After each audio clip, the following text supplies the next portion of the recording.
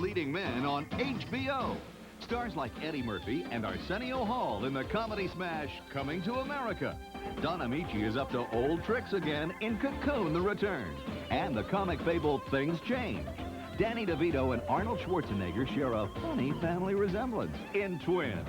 They're all here. They're the funniest leading men coming to HBO.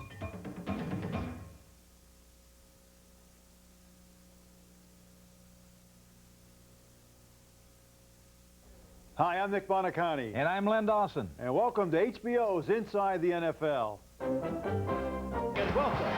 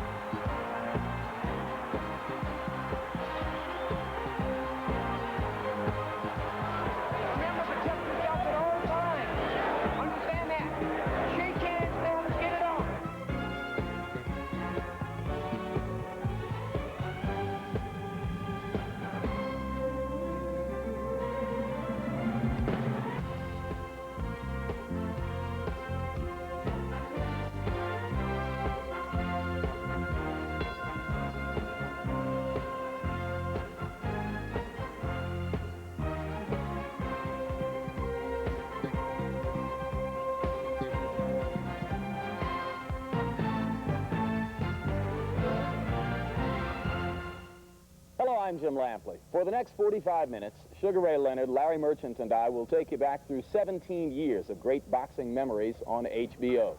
No sport lends itself more readily to thoughtful analysis and reflection than boxing. Certainly no sport has a more personal or intimate impact on its competitors and on its fans. Larry Merchant has been analyzing boxing matches on HBO for more than 10 years. And Larry, some people say this sport is brutal and degrading. How would you explain its indelible hold on public imagination? Well, it goes back thousands of years that we know of in an organized way, and probably beyond that. So it must hold people in some way. There are tribal things, for example. Gary Smith, a writer for Sports Illustrated, once went to Bolivia and found two tribes that every year had a ritual in which all the men in the tribes came down from the hills, met each other, paired themselves off, and tested each other in a battle. We regard these people for their talent, for their strength, for their will, for their courage, for their style, for their personalities, and at its best, it's pure drama and great theater.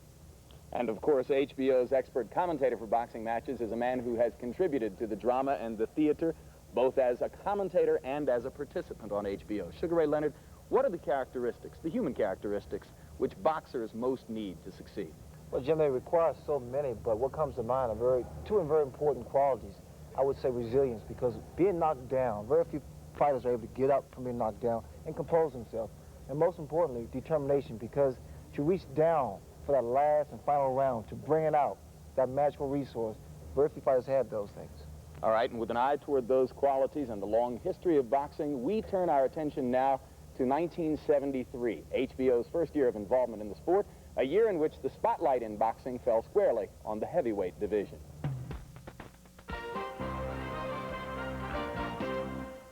From Louisville, Kentucky, USA, the heavyweight champion of the world, Muhammad Ali. Three glorious champions sowed the seeds of boxing on HBO. The heavyweight champion of the world, Joe Frazier. In January 1973, George Foreman delivered the most brutally destructive performance in recent heavyweight history.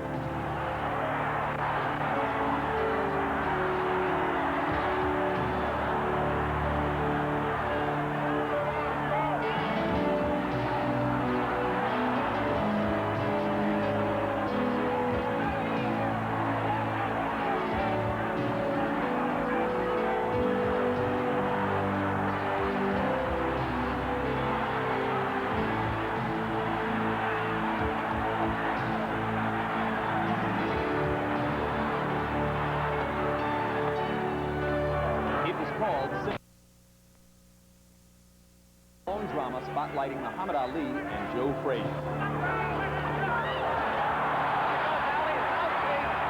Ali lost the mouthpiece.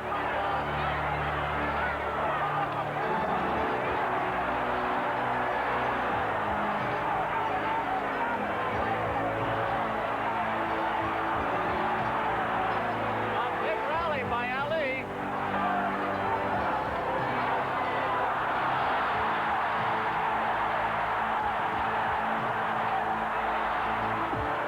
Ali slipped.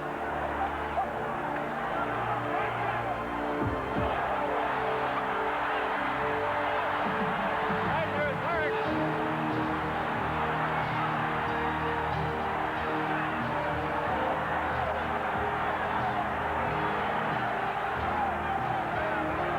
Frazier's badly hurt.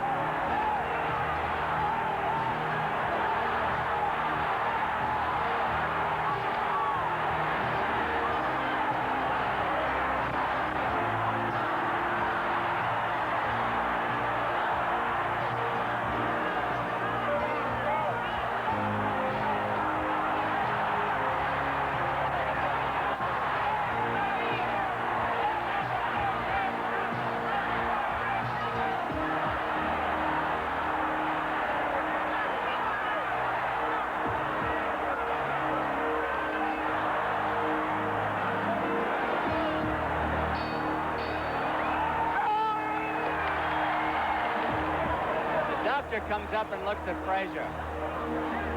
I think it's going to be over. It's all over. As time passed, there was a progression of great champions, each with a unique and storied past, each striving to make his mark on the rich tradition of the sweet science. And for every achievement, there was a beginning. Each recorded a memorable prologue on HBO.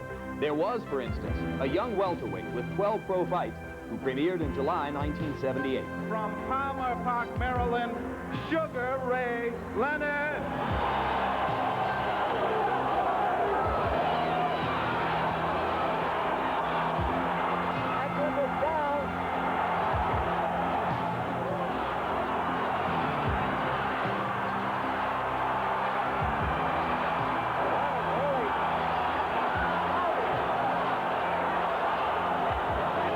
Got a cut over his right eye now, Eckler. Hey, Hurt with the right hand.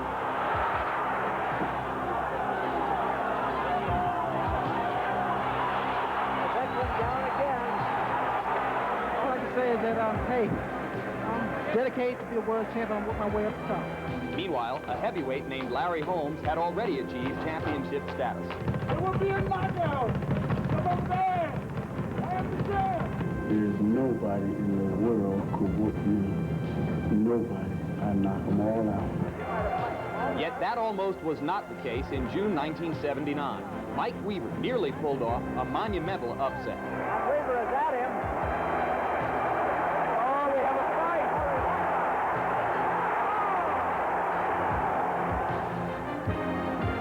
Oh, what a left hook.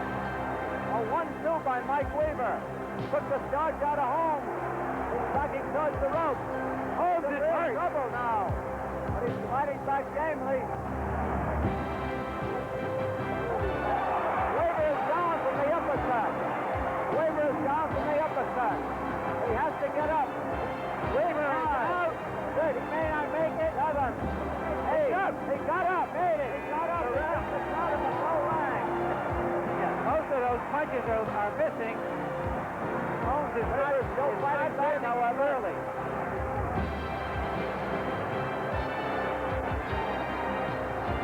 Weaver's a sitting duck on those ropes. That's all. That's all.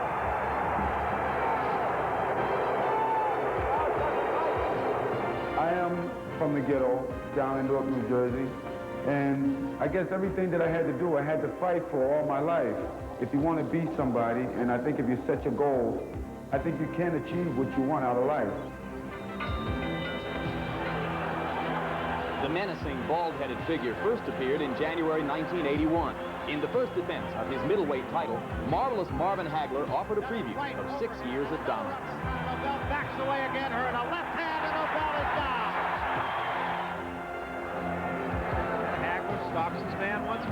Bell comes back with a combination. Misses, though. And 3, 4 quick punches and a right hand to the top of the head. Staggers the Bell over into the ropes. Octavio Menard says, that's all. That's enough. Marvin Hagler is still the champion of the world. Your mind is not on your way. There's something distracting you. And remember, it's always good to throw the punch where you could hit him and he can't hit you. That's what the science of boxing is all about.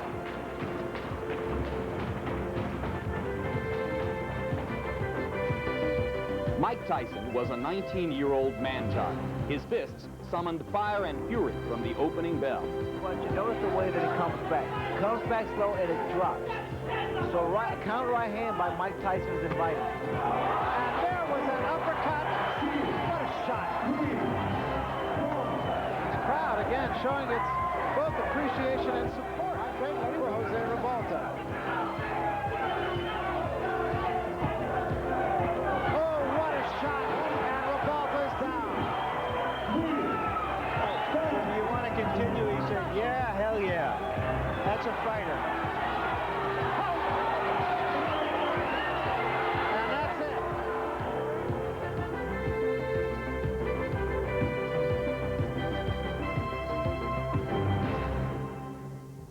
I'll never forget the first time I sat ringside doing commentary for one of Mike Tyson's fights. Now his power, without question, is unbelievable. But what really fascinates me is that his defensive skills and incredible hand speed is taken for granted by so many people. Now these same qualities make Mike Tyson the dominant heavyweight champion that he is. It reminds me of another fighter who I have the privilege of working with, analyzing, and eventually fight. His name was Marvelous Marvin Hagler. And what better way to begin this segment we are calling Knockouts.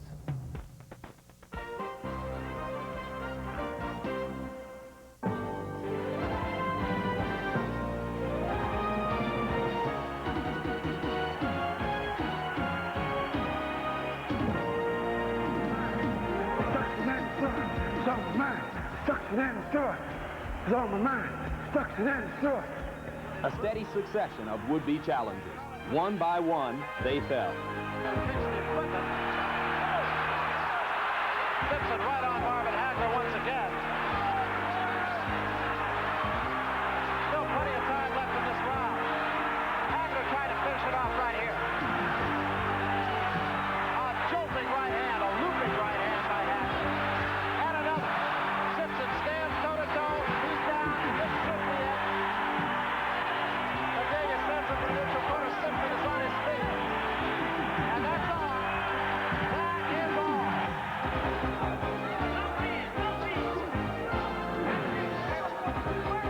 Marvin Hagler has gotten himself in trouble before with fights. Anti-Fermo fight, of course. He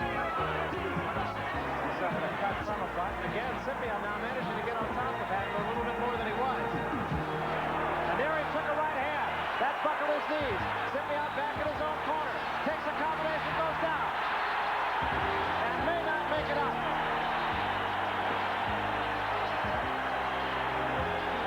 This man has never been knocked out. And it's over. It is all over.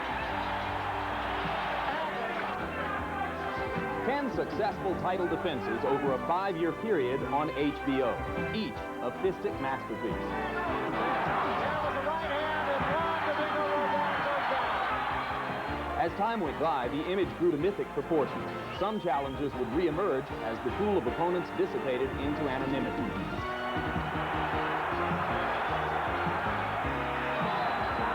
Hampshire right at the moment fighting on instinct. Crowd on its feet at the Garden. Inside 1 minute remaining. He's ready to go. He's ready to go. Hampshire is out on his feet. Hagler should be able to finish him off. Time, no factor. McCarthy says, don't push. There's the right hand. Hampshire is down. He will not get up. This one is all over. At times, the knockouts were swift. An up-and-coming heavyweight contender, Jerry Cooney, battered an aged Ken Norton in the historic confines of Madison Square Garden. And another left hand scores it again. The legs of Norton wobble. Norton is hurt in his own corner.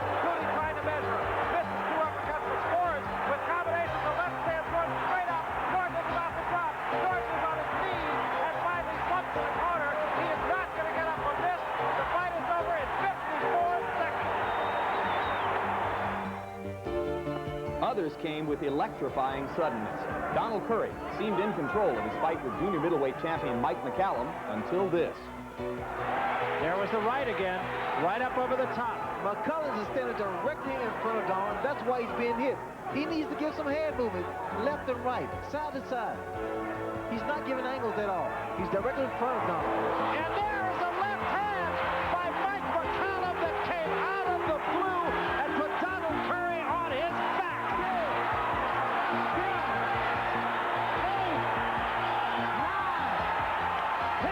It's all over, and Mike McCallum is the champion. A classic one-punch knockout. A shooting star like middleweight champion Michael Nunn was considered legitimate only when he handled another champion, Sumbu Kalambe, in one round and with one punch. It's been a jabbing contest so far with the early edge to Nunn.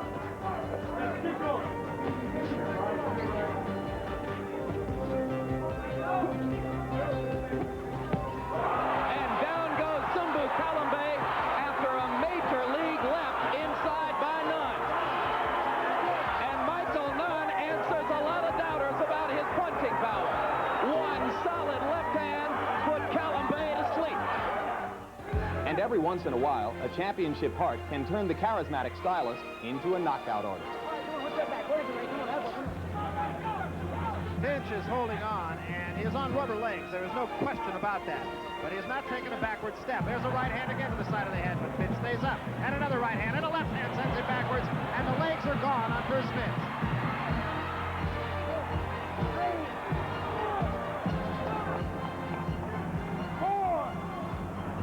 Just trying to get some air, get some breath. It's all over. It is all over, and wisely so.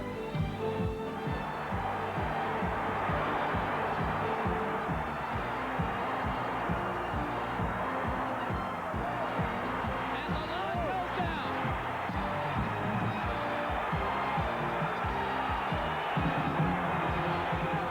Under a minute. Is badly hurt, and Ray will try to finish him off right here. Lalonde will grab on and hold for dear life. Big right hand by Leonard. Lalonde staying up only through the force of will. Will he get up again and stop in the bout? I don't think he'll get up anymore. And that is it.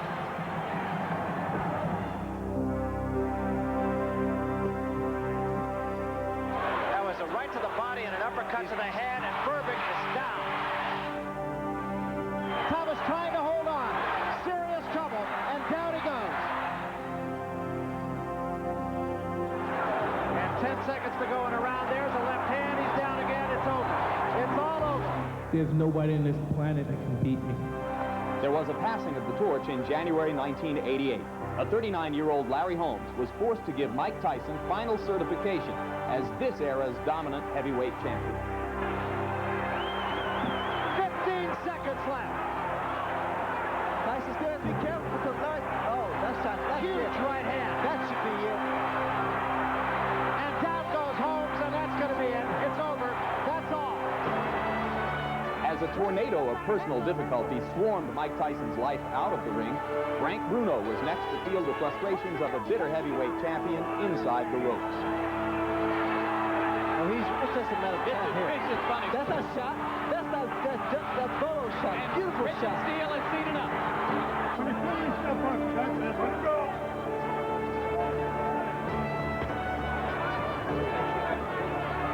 All right, that's it. I'm here. Let me go.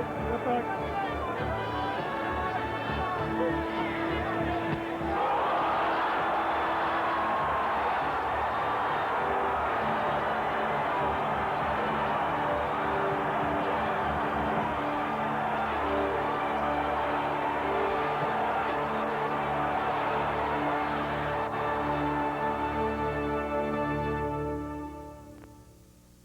Knockouts are power and commitment, the well-laid trap sprung shut, the sudden, sometimes shocking climax to a drama.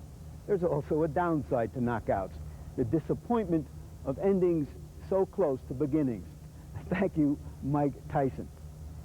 But knockouts distinguish boxing from other sports. When the Cincinnati Reds scored 14 runs in the first inning, It was a knockout, but they played on. They should have stopped it. There's something else that distinguishes boxing. Its wide range of crazy controversies. You'd think that in a sport that's so elemental, so basic, one man against one man, that there'd be a finite limit to the kinds of controversies it spawns. Not so. As the late, great Gilda Radner would put it, there's always something.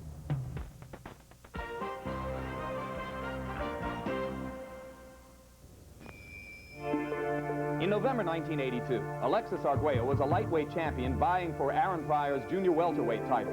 Few fights have equaled the fury of that memorable night in Miami, and few have equaled the controversy which soon surrounded Pryor. Well, this fight so far is exactly as all the promotional releases have said. That's a rarity. I've seen it a couple of times, once in your fight with Tommy Hearns, but it is rare that a fight lives up to the press clippings. So far, this one has, albeit it is early. Arguello fighting off the ropes and fighting very effectively off the ropes. Arguello got the better of that exchange. You're the boss, don't you? Give me that trick that I make. The one that I make, lose the trick. Cross up. You're the boss now. Roll! Combination by Arguello again. The uppercut and the overhand right. Back with another overhand right. Pryor smiles at him at the bell. Well, he's right thinking also. There's a right hand, snaps the head back, and Pryor is hurt. Give me that bottle. That's the one I mix. Pryor a right jab and a combination again. And Arguello's in trouble. Arguello in big trouble against the ropes. Pryor going for the kill, trying to put him away. Arguello trying to cover up. A smashing right hand. Arguello's helpless against the ropes. Arguello's hand to the side. It's over. Aaron Pryor has retained his junior welterweight championship. Arguello slips to the canvas. The next day, newspapers around the country documented the ingredients of the bottle that Panama Lewis had mixed for Aaron Pryor. It was the first hint of what came next, Pryor's pathetic downward spiral over the next 5 years.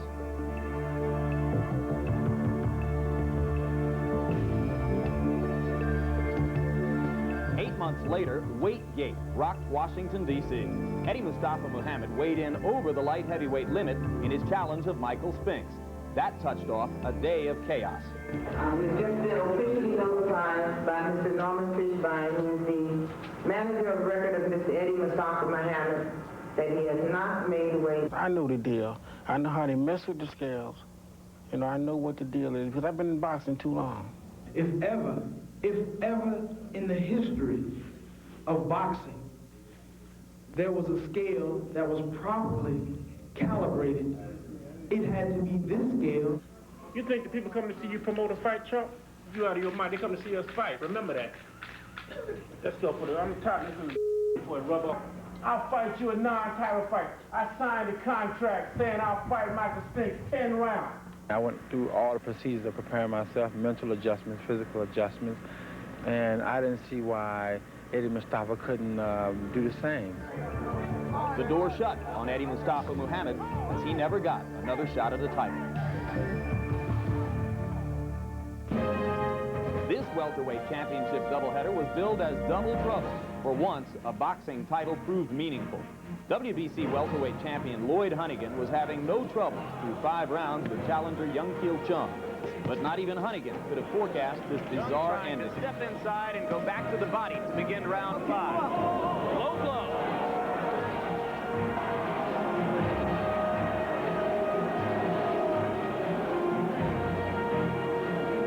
Chung agonized on the canvas for 5 excruciating minutes. Finally, Hunnigan was awarded the victory. While the visiting Koreans protested the final decision, the eerie night of July 29 had still another surprise in store. The other welterweight champion performing that night was Marlon Starling. He, too, is having it all his way through 6 rounds, until the challenger, Colombia's Tomas Molinares, launched a missile.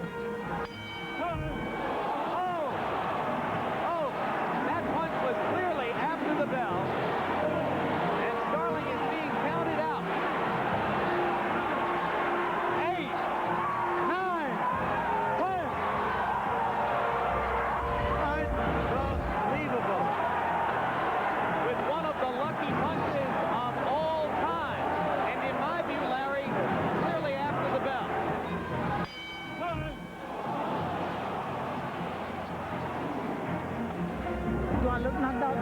don't wobble? Well, you only have to be knocked out for 10 seconds. I wasn't knocked out. I wasn't knocked down. It was a night only Marlon Starling would soon forget. Judge Dave Moretti scores 143, 142. Judge Harold Letterman scores 143, 142. And Judge Larry Wallace scores 145, 142. For the winner, by unanimous decision, and new IBF heavyweight champion of the world, Michael Spinks. The upset of Larry Holmes by light heavyweight champion Michael Spinks forced an immediate rematch. And he's out of the corner very quickly. Well, he's doing just that now, Barry. He's going right at Michael. When he bends down, throw the left hook to come back to the right hand. Because the left hook is going to bring him up. I'm making him work, too. Keep good. Keep on working. Dan, you got to go to work, man. I know, I'm trying. And there was the right hand by Holmes, and Spinks is in a world of trouble right now. Good right hand. Great shot by Holmes.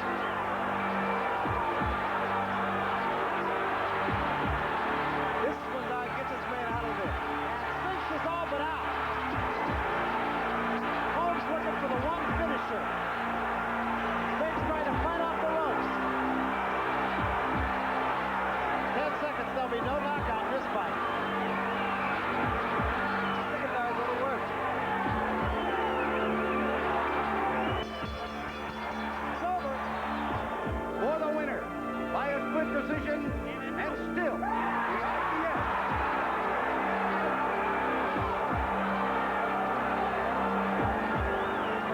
And I can say to the judges, the referees, the promoters, to kiss where the sun don't shine.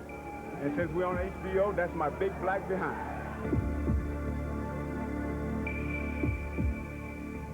That controversial decision and post-fight interview with Larry Holmes provided us with yet another chapter in boxing's ongoing human drama. Another reminder of how much is at stake for men who have in so many instances climbed up from the worst of social circumstances, toiled for years in sweaty gyms, sacrificing privacy and pleasure, only to see the decisions which most affect them rendered in a purely subjective arena by judges who are all too often all too human. Still, amid all the insecurity and uncertainty, there are moments of transcendent human achievement, and we've witnessed more than our share of those in this decade of the 80s. Again, let's look back.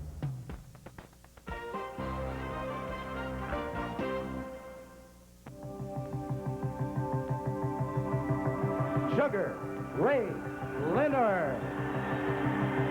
Thomas, the Motor City Cobra. Hearn, 15 rounds of boxing.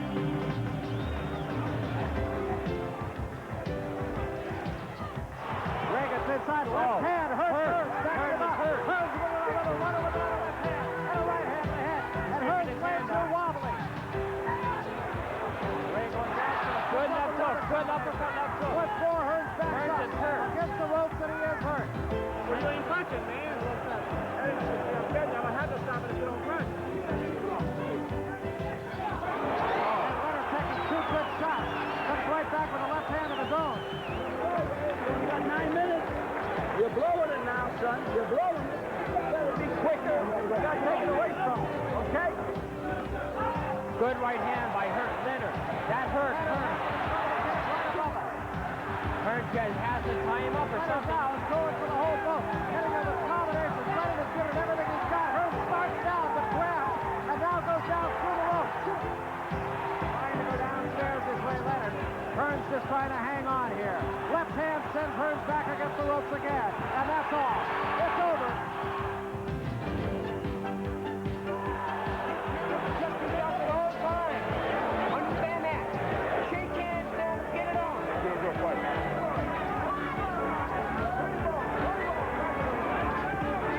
Cooney took a good right hand from Holmes. He staggers and is down. Cooney is down from a right hand by Larry Holmes. You got to move in and rough this guy. You got to move in. 4 years, yeah. You deserve it. Ain't nobody deserving more than you, Ted. Quite the respect. And Cooney's legs are really wobbling. He's really gone now. He's really gone. Cooney very wobbly in the center of the ring. Takes another right hand. Holmes knows he has his man in trouble. Another right hand. And that eye is really opened up. Combinations of punches thrown by the champion against Derek Cooney. This one is all but over. Cooney against the rope. Bill's Wade steps in. He did not really go down. Victor Valley. And Victor Valley is saying no more, I believe. Victor Valley is in the ring saying no more. That's it. It is over. Larry Holmes. Introducing Marvelous Marvin Hagler. Introducing a man with the hands of stone, Roberto Duran.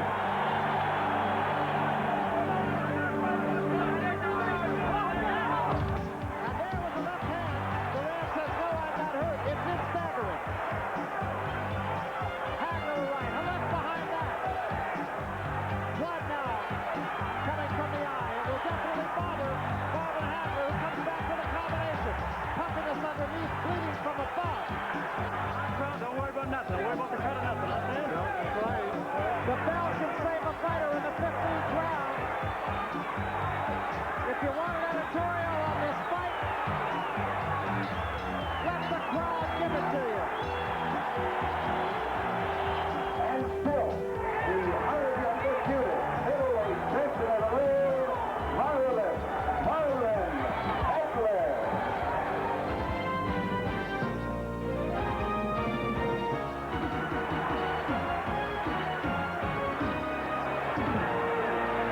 Working that jab. He has a very quick jab. There's no denying it. And he caught Hagler with two good jabs and a right hand that might have hurt Hagler.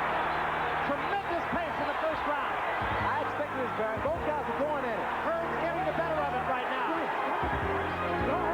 There has been no boxing at all, just fighting here. Just slugging. Blood on the face of Marvin Hagler. Again, we can't quite tell where it's coming from while Hagler continues to dish out punishment.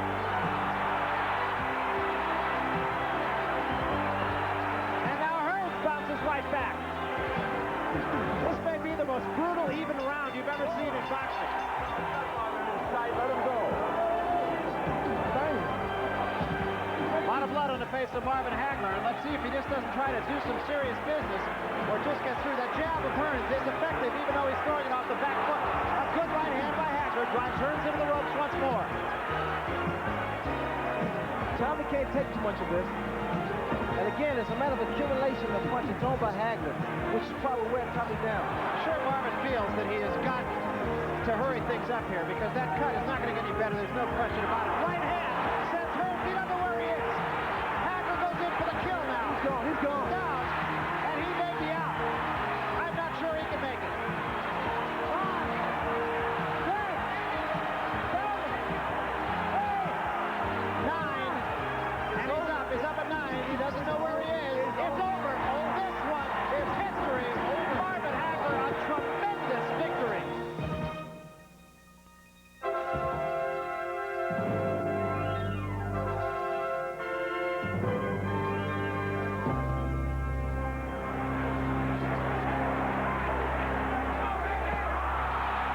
And he wound up and hit him to the stomach. And that more than got Leonard's attention. Ray Leonard is hurt in the corner. Leonard's left hand down at his side, Hagler peppering him. Leonard now tries to fight off the ropes. Combinations of punches. And now it's Hagler who backs off. We got 3 minutes! Yeah! Come on, baby! We got 3 one more round of fight, so you better! New champion!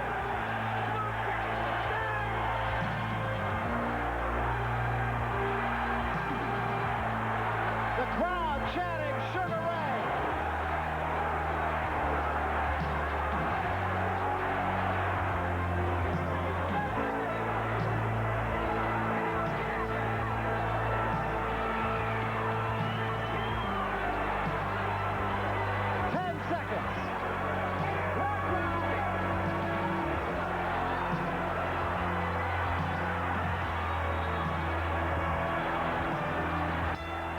How do you like it?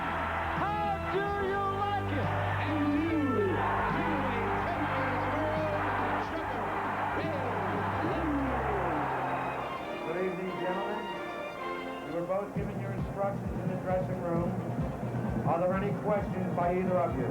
You see the tactics used by Michael Spinks now. He's throwing his jab, but he has to keep those hands extremely high. Watch for the uppercuts, too. Tyson landed a left hand in close quarters, and now Cappuccino goes to work again. Tyson not afraid, as we expected, and Spinks ready to mix it up with him. Tyson along the ropes doing damage. Michael Spinks has to keep moving because every shot. Uppercut landed inside, and Spinks went down. It was a left uppercut. I was surprised there was a body shot that put him to the canvas. And that is the first time Michael Spinks has ever been down in a professional fight. And he's down again and in serious trouble. A right hand right on the chin. 6, 7, 8. He's not going to make it. It's all over.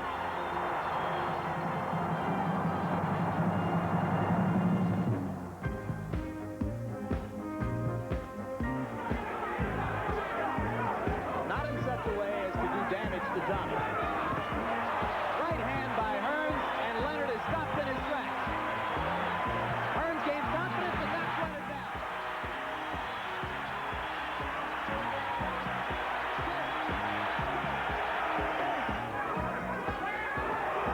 Right left. And now it is Hearns who wobbles against the rope. A tremendous left hook following the right hand by Ray Leonard. And now Hearns is holding on for dear life, which is something he didn't do in the first fight. Right on the left. Leonard just missing with and a right land.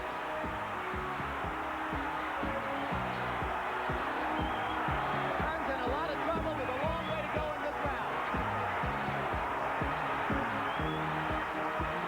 America, we got to come out and let your shots go.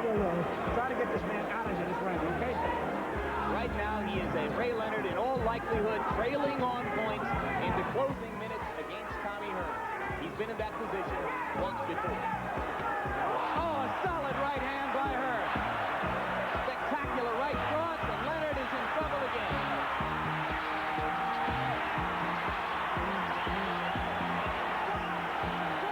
And Ray Leonard had a look on his face there that I had never seen before.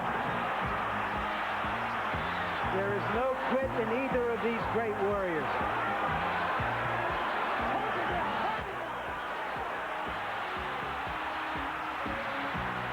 Can Ray Leonard do it?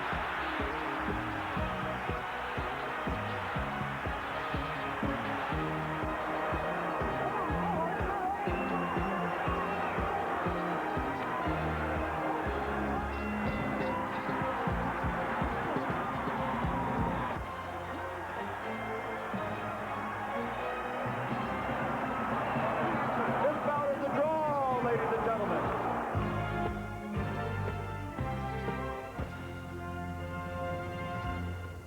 So the decade began for HBO with Leonard Hearns 1 and ends with Leonard Hearns 2. And Ray, I guess it would be pointless to ask about which of the two fights you would have the fondest memories. That's a tough question. But if I had to choose one, I would honestly say the first fight. I'm startled. I'm absolutely shocked. If you were looking back 20 years from now with a grandson or a granddaughter on your lap, which of your fights up to this point would most stand out as a proud memory for you? That's the easy one, Jim. The fight with Marvin Hagler, because that was a fight that proved so many people wrong, and it felt great. Well, it proved a lot of people wrong, and it proved a lot of people right, too, who believed that you could do exactly what you said you would do. A lot of thrills for everybody in boxing. Larry Merchant, what about your final reflections after 12 years of covering fights for HBO? Which moments stand out most for you? Well, aside from some of Ray's fights and watching Marvin Hagler grow up on HBO and Larry Holmes' many fights, I would say that two fights stick out for me. One was Holmes when he defeated Cooney. There were a lot of doubters about Larry Holmes. I thought he was an outstanding fighter, and he fought such a beautifully controlled, furious fight then. And the other fight would be one of uncontrolled fury, and that would be Hagler and Hearns. Unforgettable. For 8 minutes they went at each other, and I don't think anybody who saw it took a breath the entire time. Not an easy choice, incidentally, because there have been so many great moments. We at HBO have been privileged to cover some of the greatest warriors and some of the greatest figures in the sport over the years. And on your behalf, as well as ours, we salute them all and thank them for the moments they've given us. We'll see you at ringside.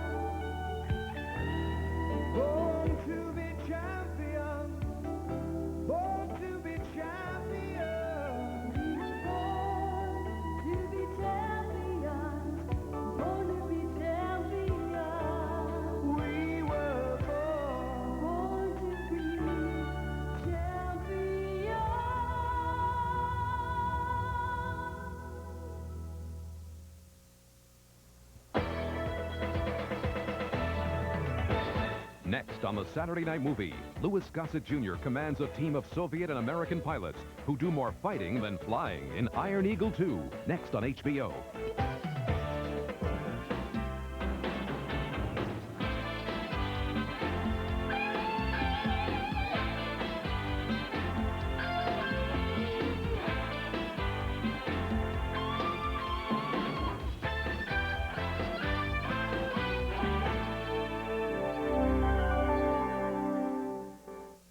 It's the 13th annual Young Comedian Show, featuring Dennis Miller and friends. Bunch of sickos.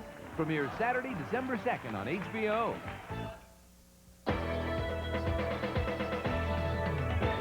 Vietnam, 1967. Charlie Sheen, Willem Dafoe, and Tom Berenger fight it out on the front lines of Oliver Stone's Oscar-winning Platoon, next on HBO.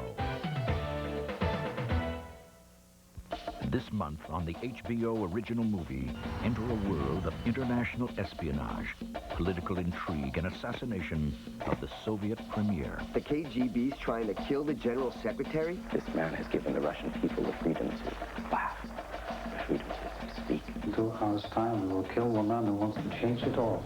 Sworn enemies must now come together to stop a murder that could lead to global chaos. If anything blows up, he stays tonight. We're looking for a bag man, not a white knight. All we want you to do is go in, check this guy out, come out in 48 hours, we'll fix you up. Everything you wake up screaming about at 3 o'clock in the morning.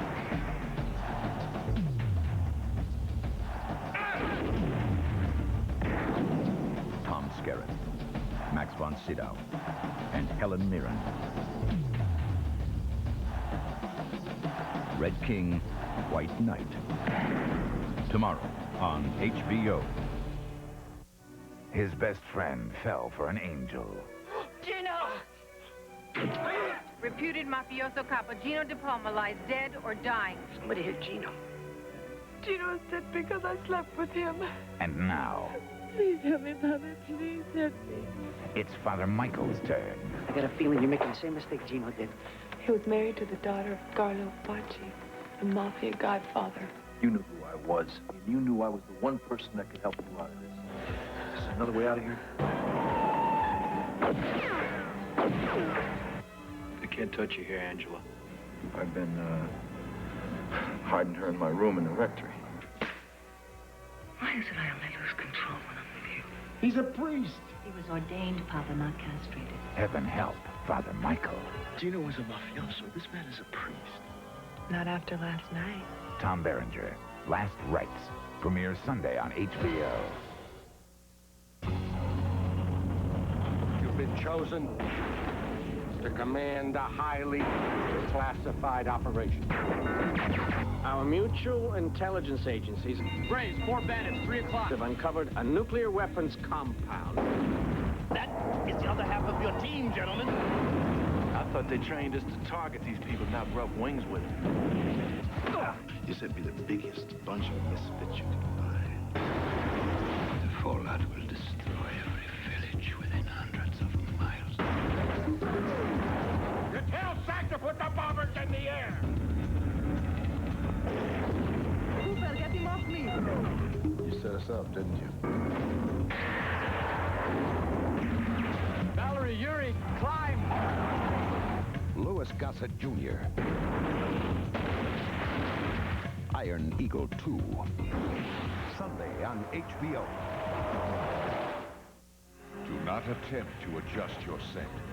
They've landed, and they're living in America. You humans are very curious to us. But with them came a dangerous substance. The drug is here, we must destroy it. Turning harmless creatures into brutal beasts. 2 cops, each from a different world, wage a drug war that they must win. Never lose. James Caan, Mandy Patinkin, Alien Nation.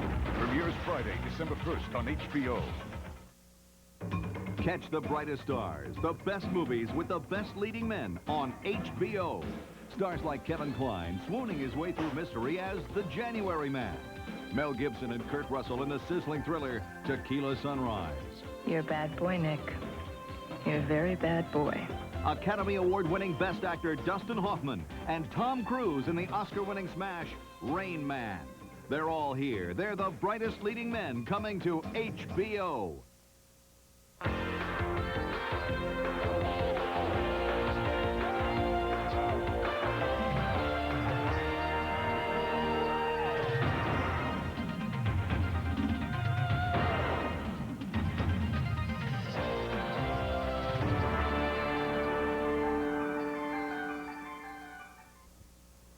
The following movie is rated R.